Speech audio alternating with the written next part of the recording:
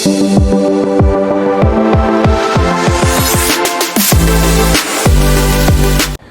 ক্লাসে তোমাদের সবাইকে স্বাগতম। আমি সোহেল স্যার বরাবরের মতো আমি ক্লাসে হাজির হলাম। আমার আজকের টপিক দেখো, আমি বোর্ডে অলরেডি স্ক্রিন বোর্ডে আমি এটা লিখে ফেলছি, integration root over x dot dot dot dot dx.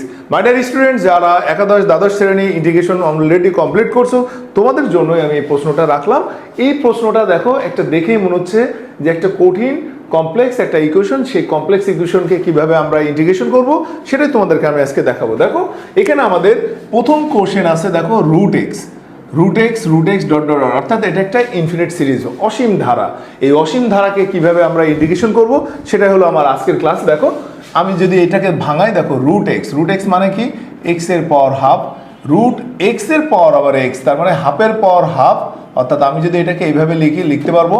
তারপরে দেখো এক্স এর পাওয়ার 1/4, অর্থাৎ তার পাওয়ারও half, dot dot dot dot dx.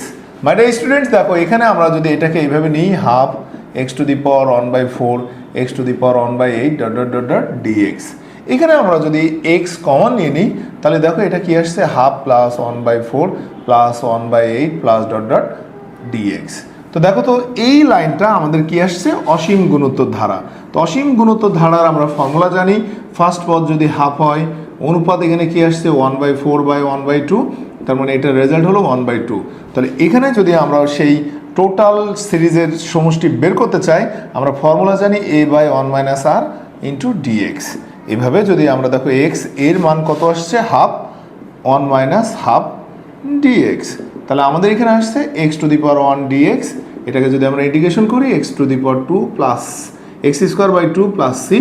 এই ধরনের কমপ্লেক্স কিছু সমীকরণকে তোমাদেরকে সহজ করে দেওয়ার জন্য আমি সোহেল স্যার তোমাদের সাথে আছি।